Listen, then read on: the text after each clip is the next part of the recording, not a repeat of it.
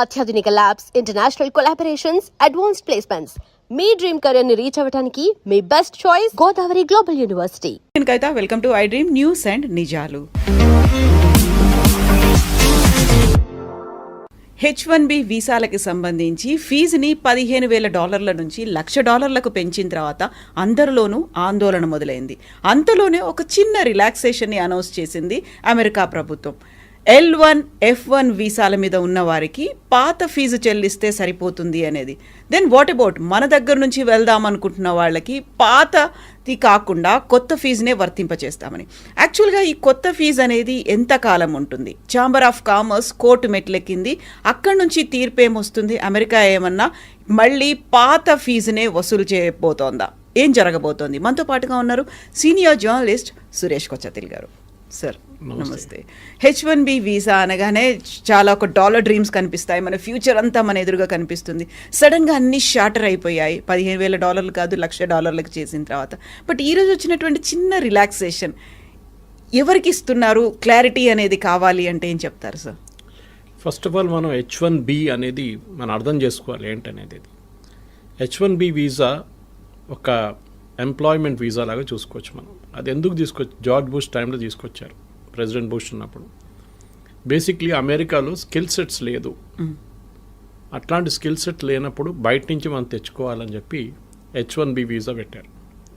So argue చేస్తున్నప్పుడు, petition ఇస్తున్నప్పుడు for applying for visa, we're arguing that this particular skill ఏదైనా ఉండొచ్చు. For example robotics, high and రోబోటిక్స్లో ఈ స్కిల్లో యూఎస్లో ఎవరు లేరు, విచ్ ఇస్ అబద్ధం.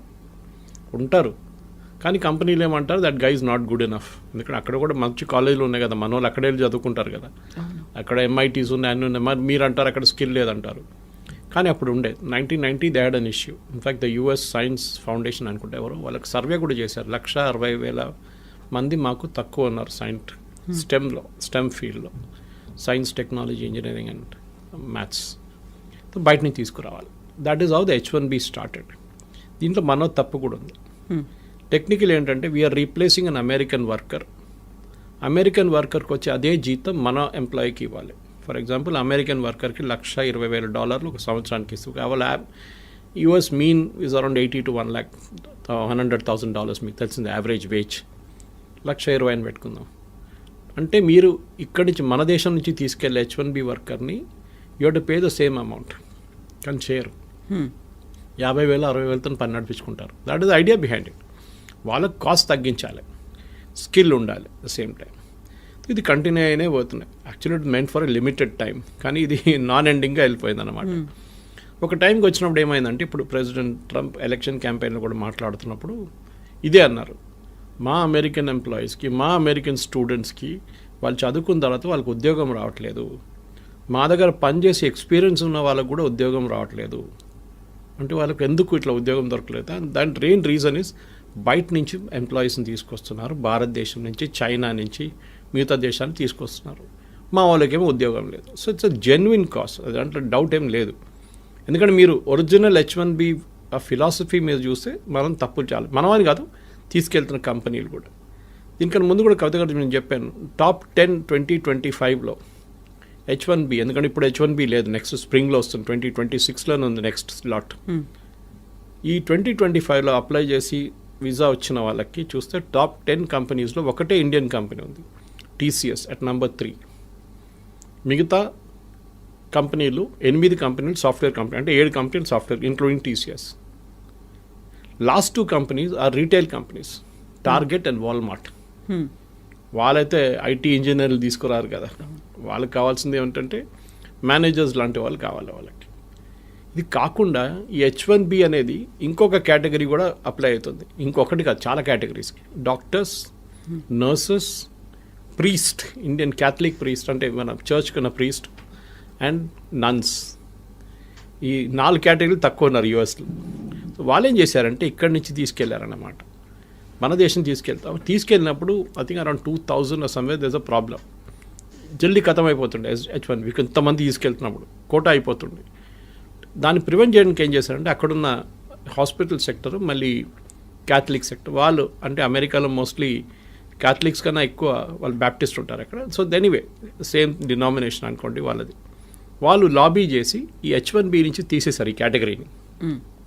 This is a non quota category. ఎంతమందినని మీరు తెచ్చుకోవచ్చు డాక్టర్లని, ఇండియా నుంచో ఎక్కడి నుంచైనా, no limit. Versus H1B has a limit per year. ఇది కంటిన్యూ అయిపోతున్నప్పుడు ఒక స్టార్ట్కి వచ్చినప్పుడు, ఇన్ఫ్యాక్ట్ డ్యూరింగ్ ద క్యాంపెయిన్ మీకు గుర్తుంటుంది, ఏదో the clash between Trump and Elon Musk. Elon Musk ఏం చెప్పారంటే H1B నుంచి వచ్చిన వాళ్ళే మన దేశాన్ని ఇట్లా తయారు చేశారు, మీరు వాడిని ఆపేస్తే మన దేశంలో ఇన్నోవేషన్ ఆగిపోతుంది.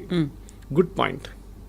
ఇప్పుడు అదే జరగబోతుంది. ఇప్పుడు ఏమవుతుందంటే, ఇప్పుడు ఏం చెప్తున్నారు ట్రంప్, కాదు $1,00,000 పెట్టాలి మీకు కావాలంటే, అంటే అంత ఎక్సెప్షనలీ స్కిల్డ్ మనిషి ఉండాలి వాళ్ళు. కానీ కోవిడ్ మనకు చాలా లెసన్స్ నేర్పించింది మనకి. And one of the biggest lessons was మీరు ఎక్కడి నుంచైనా పని చేసుకోవచ్చు. మీరు ఎక్కడి నుంచి, ఇప్పుడు హైదరాబాద్లో చూస్తే కూడా మీరు హైటెక్ సిటీ వైపు సాయంత్రం పోతారు, లైట్లు ఉన్న అన్ని, ఆ గ్లాస్ ఫెసాడ్ ఉన్న అన్ని టాల్ బిల్డింగ్స్ చూస్తున్నప్పుడు, స్కై స్క్రేపర్స్ చూస్తున్నప్పుడు మీకు డౌట్ వస్తుంది అది అమెరికానా ఇండియానా అని చెప్పేసి. ఎందుకంటే we're working as per their timings. వాళ్ళ కోసం పనిచేస్తున్నాం. అది వెల్స్ ఫార్గో ఉండొచ్చు, డెలాయిట్ లాంటి కంపెనీ ఉండొచ్చు, చాలా కంపెనీలు ఉన్నాయి. Microsoft is there, Oracle. వీళ్ళందరూ నాట్ ఓన్లీ అమెరికా, మిగతా జాగ్రఫీస్ కూడా వర్క్ చేస్తున్నారు. యూరోప్ ఉండొచ్చు, అది కాకుండా ఆస్ట్రేలియా ఉండొచ్చు, మిడిల్ ఈస్ట్ ఉండొచ్చు, వాళ్ళ కోసం కూడా పనిచేస్తున్నారు ఇక్కడ కూర్చొని. సో లాజిక్ నౌ ఇస్, ఎందుకు అక్కడికి వెళ్ళాలి? ఇప్పుడు నేను చాలామంది మాట్లాడాను, ఎస్పెషల్లీ టెక్నికల్ రిక్రూటర్స్ దగ్గర మాట్లాడాను, మీరేం చేయబోతున్నారు? ఓకే, వాళ్ళు ఏమంటున్నారు, మాకు ఇస్తున్న ఇన్స్ట్రక్షన్స్ ఏంటంటే we will pay them the same salary.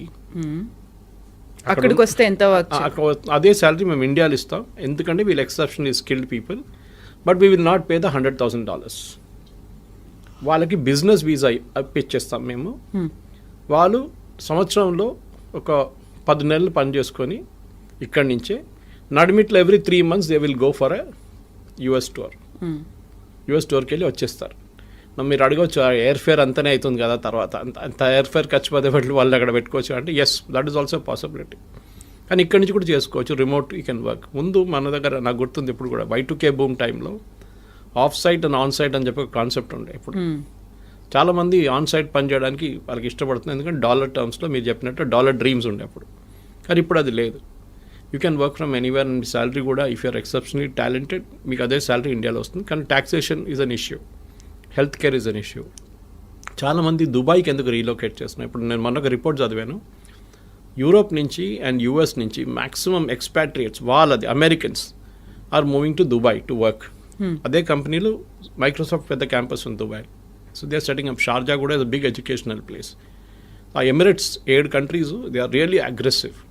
Sharjah ఉండండి, అబుదాబి ఉండండి, దుబాయ్ ఉండండి, ఇట్లాంటి దే ఆర్, వాళ్ళు ఏం చేస్తున్నారంటే బయట నుంచి అంతా కంపెనీస్ తీసుకొచ్చి ఇక్కడ పెట్టేసుకుంటున్నారు. వాళ్ళు అట్రాక్షన్ ఏంటంటే మెయిన్గా, మీరు ఇక్కడికి రండి, మీకు 0 ఇన్కమ్ ట్యాక్స్.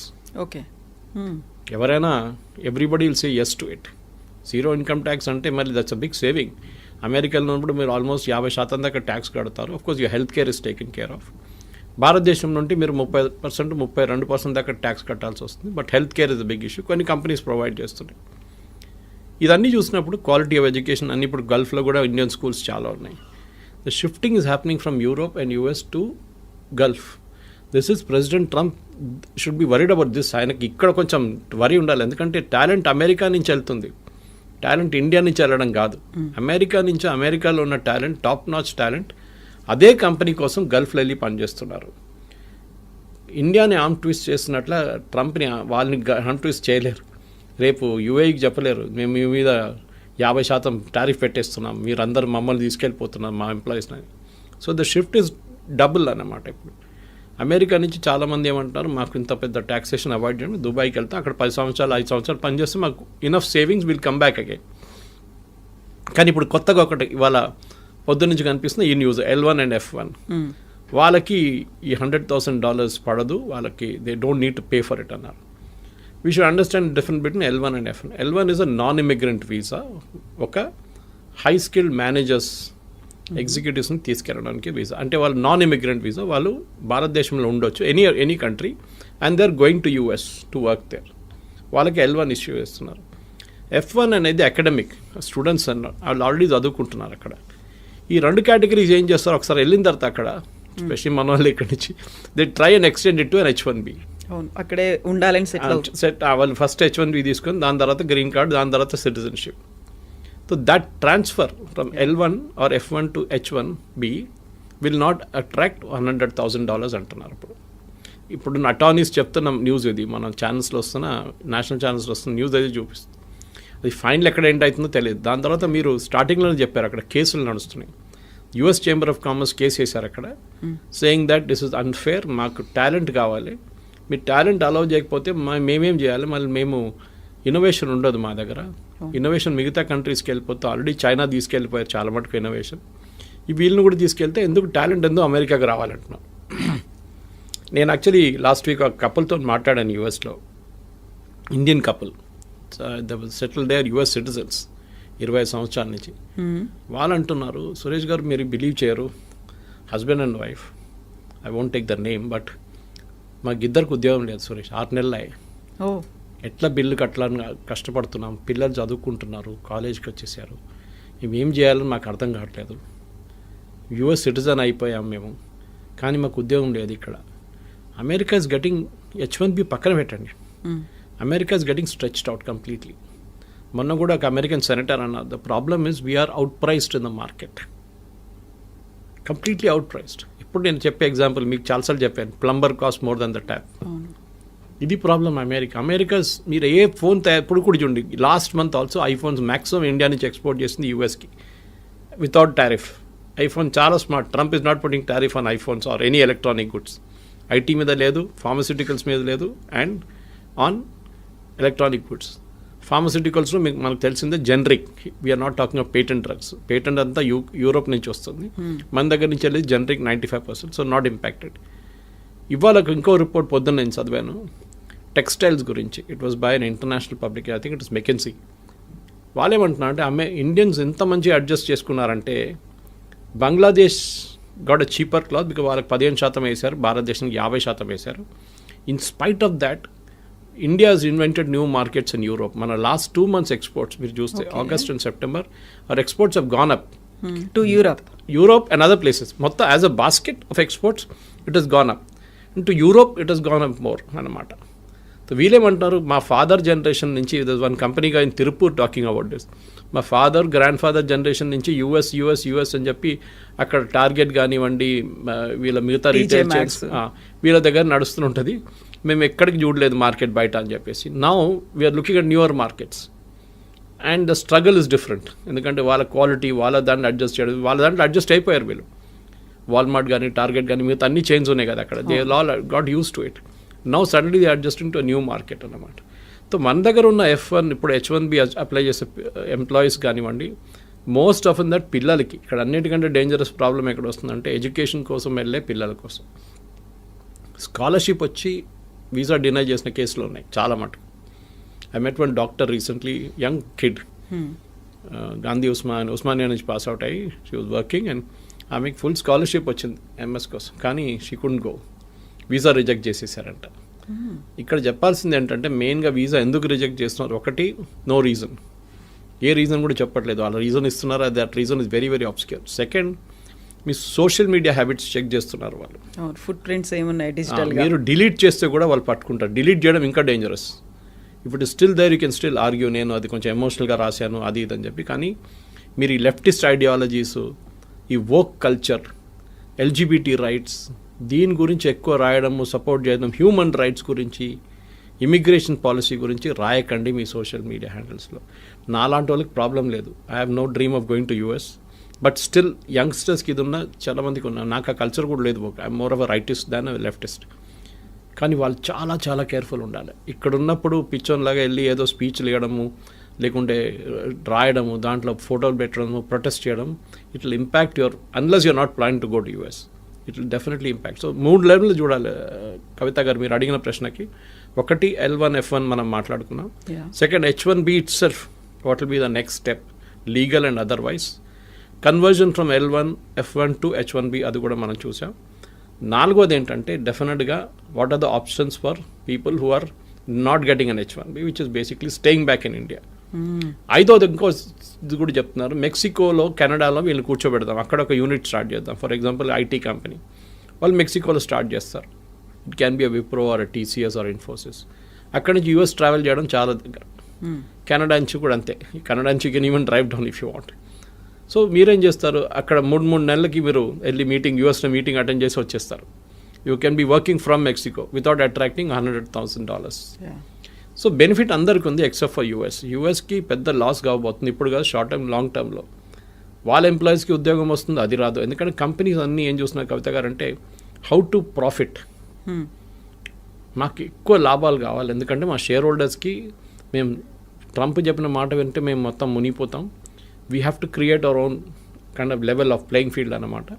దానికి ఎంత తక్కువ జీతం అని చెప్పకూడదు, ఎంత తక్కువ వాల్యూలో మనం ఎంప్లాయీస్ని తీసుకొస్తామో మా ప్రాఫిట్ అంత ఎక్కువ అవుతుంది. కానీ మ్యాన్ పవర్ కాస్ట్ చాలా contributes huge amount of money to the final bottom line. మీ టాప్ లైన్ గ్రో కావచ్చు కానీ బాటమ్ లైన్లోనే అల్టిమేట్లీ ప్రాఫిట్ వస్తుందా లేదా అని చూడాలన్నమాట. సో అక్కడ if an employee can be bought at a lesser cost, ఆయన ఇక్కడే పెట్టేసుకుని అమ్మాయిని అబ్బాయిని ఇక్కడే పెట్టేసుకుని పని చేయించుకుంటే we can save more money for the company. దానికోసం మనం మైక్రోసాఫ్ట్ మొన్న ఒక 2 నెలల ముందు ఫీనిక్స్ దాంట్లో near next to their campus they about 2 lakh square feet on lease. ఎన్నో సంవత్సరాలు తీసుకున్నారు వాళ్ళు. 2 లక్షల స్క్వేర్ ఫీట్ అంటే చిన్నది కాదు. అంటే they have plans of expansion. అది కాకుండా గూగుల్ చూసాం మనం విశాఖపట్నంలో డేటా సెంటర్ సెటప్ చేశారు. Of course, data center doesn't generate huge amount of jobs, but still, it's a big significant announcement. అట్లనే మనం చూస్తున్నాం చాలా మటుకు అమెరికా నుంచి భారతదేశంలో ఇప్పుడు చిప్స్ కూడా చూడండి, చిప్స్ తయారు చేస్తున్న కంపెనీలు కూడా except for Nvidia maybe others are all in India. చాలామంది మన second company started producing chips and started exporting from day for yesterday. ఇట్లాంటి చాలా నడుస్తున్నాయి. సో భారతదేశానికి ఆపర్చునిటీస్ ఉన్నాయి ముందట్లా కాదు. And we need not be in US అని కోవిడ్ నేర్పించింది మనని. Work from anywhere, work from home or work from anywhere. ఆ కాన్సెప్ట్తోని ఇక్కడున్న స్టూడెంట్స్ కానీ ఇక్కడున్న ఎంప్లాయీస్ కానీ పాజిటివ్గా తీసుకొని ఉంటే బాగుంటుంది. తర్వాత సిచ్యువేషన్ మారచ్చు, court can give a decision. But Trump has an executive power. ఒక ప్రెసిడెంట్కి, యూఎస్ ప్రెసిడెంట్కి ఒక ఎగ్జిక్యూటివ్ పవర్ ఉంది. ఏ కోర్ట్ ఇచ్చినా కానీ, ఏ నిర్ణయం వచ్చినా కానీ యూఎస్ ప్రెసిడెంట్కి at the port where you enter US ఒక ఫీజు వేయడానికి అమెరికన్ ప్రెసిడెంట్కి అథారిటీ ఉంది. ఇదంతా పోతే కూడా ఆయన కొత్త ఫీజు వేస్తాడు. ఇప్పుడు ఈ 100,000 is the fees for entering US అని చెప్తారు.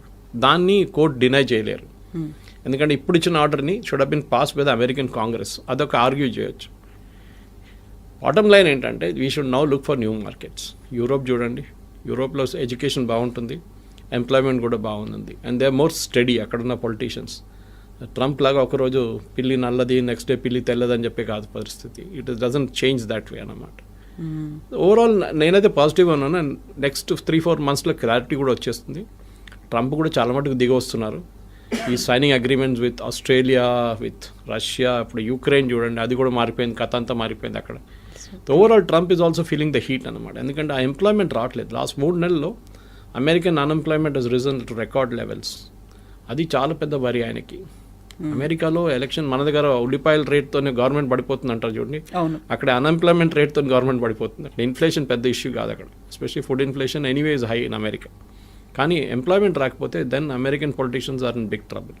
దానికోసం ఇంత పెద్ద రిస్క్ తీసుకున్నారు ట్రంప్. కానీ అది కూడా ఇప్పుడు పనిచేయట్లేదు. ఇప్పుడు అందరూ ఇండస్ట్రియలిస్టులు, ఆంటర్ప్రెన్యూర్స్ ఉండేటువంటి అమెరికన్ ఛాంబర్ ఆఫ్ కామర్స్ ఎందుకని కోర్టు దాకా వెళ్ళింది H-1B వీసాల గురించే? అంటే వాళ్ళకి వైపు that is not our commerce, వాళ్ళ కామర్స్ వాళ్ళు వెళ్ళారు. వాళ్ళ అంటే ద మెయిన్ థింగ్ ఇస్ వాళ్ళు ఏమంటున్నారంటే మాకు టాలెంట్ కావాలి. అమెరికాలో ఇంత మటుకు ప్రోడక్ట్స్ సర్వీస్ తయారు చేసిందంటే బికాజ్ లాట్ కంట్రిబ్యూషన్ ఇండియన్స్ ఉంది, చైనీస్ కూడా ఉంది, ఇండియన్. కానీ చైనీస్ ఒకటి ఉంది, వాళ్ళు నేర్చుకొని వాళ్ళు రిటర్న్ వెళ్ళిపోతారు వాళ్ళ కంట్రీకి. క్వైట్ ఆఫెన్ స్పైయింగ్ చేస్తారని చెప్తారు Americans, which might be possible. Chinese copy కొట్టడంలో ఎక్స్పర్ట్స్. వాళ్ళకి ఒక ప్రోడక్ట్ ఇచ్చి మీరు ఈ ఫోన్ ఉంది ఇట్లా తయారు చేయండి అంటే వాడు తయారు చేసిస్తాడు మీకు. మళ్ళీ they are experts in that business. అట్లనే ఎనీ ఫైటర్ ఎయిర్క్రాఫ్ట్ కానివ్వండి, మీరు చిప్ ఇచ్చేస్తే వాళ్ళు చేసుకుంటారు. ఇప్పుడు చూడండి నివిడియా చిప్స్ అక్కడ ఎక్స్పోర్ట్ చేయనట్లేదు. Yesterday Nvidia chairman gave a statement saying that మాకు చైనీస్ సేల్స్ పడిపోయి 0కి వచ్చేసింది. It will impact our bottom line, మా ప్రాఫిట్స్ ఇంపాక్ట్ అవుతుంది డెఫినెట్గా. మాకు సేల్స్ లేదు చైనాలో, ఎందుకంటే బ్యాన్ చేసి పడేశారు ట్రంప్. అక్కడికి అమ్మితే వాళ్ళు తయారు చేసుకుంటారు పెద్ద పెద్ద ప్రోడక్ట్లు, మీరు అమ్మకూడదని చెప్పి బ్యాన్ పెట్టారు. ఇది అంతా బ్యాక్ఫైర్ అవుతుంది.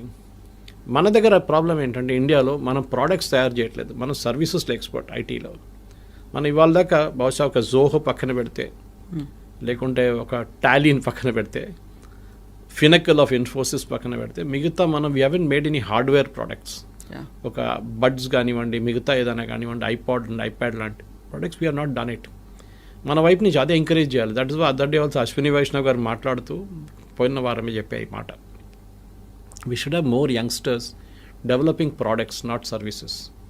మనకు కావాల్సింది అది. ఇప్పుడు మనం ఎంత మటుకు డ్రోన్ తయారు చేస్తున్నామో, అది చేస్తున్నాం, ఇది చేస్తున్నాం, యంగ్స్టర్స్ అదే కేటగిరీ మ్యానుఫ్యాక్చరింగ్లో రావాల్సి వస్తుంది. కానీ మన ప్రాబ్లం ఏంటంటే మన ఒక లాస్ట్ 20-30 ఇయర్స్లో especially between 1960s and 1990s 30-year పీరియడ్లో మనం మ్యానుఫ్యాక్చరింగ్ చైనా చాలా ముందుకు వెళ్ళిపోయింది.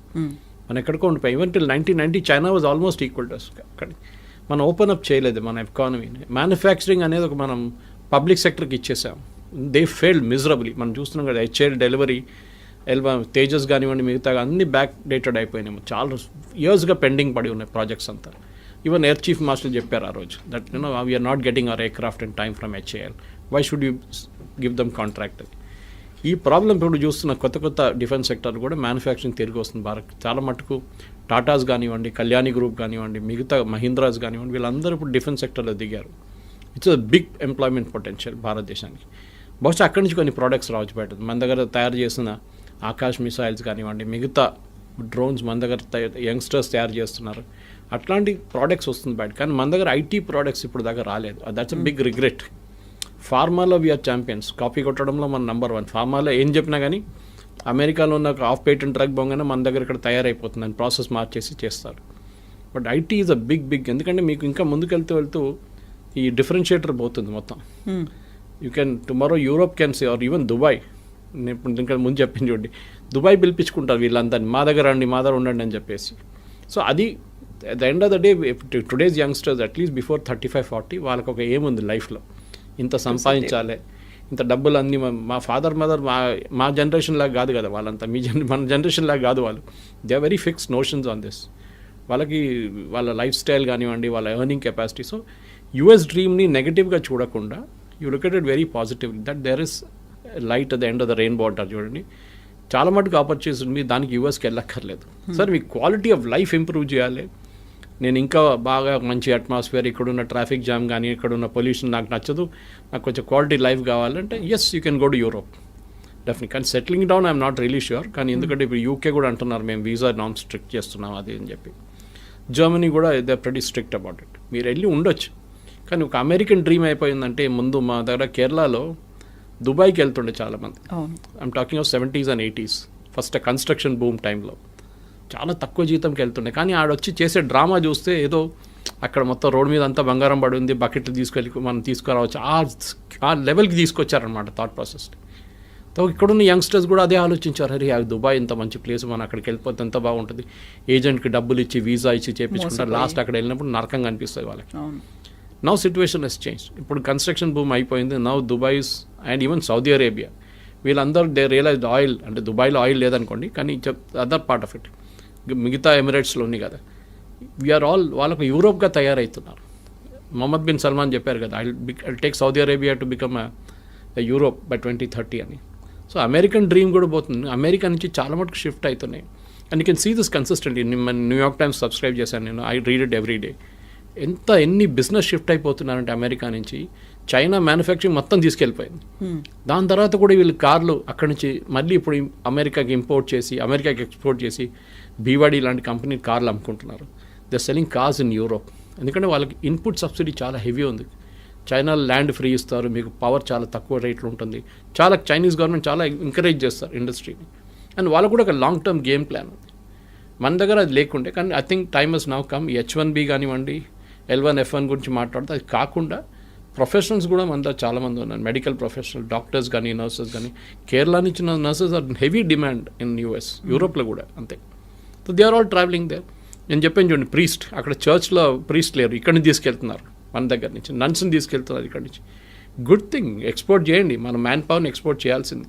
కానీ ఐటీ అని చెప్పి ఒక పిచ్చి పట్టేసి మనకు లాస్ట్ 10-15 ఇయర్స్లో వన్ వే నేను చూస్తే అది గుడ్, ఒక టెంపర్ డౌన్ అవుతుంది.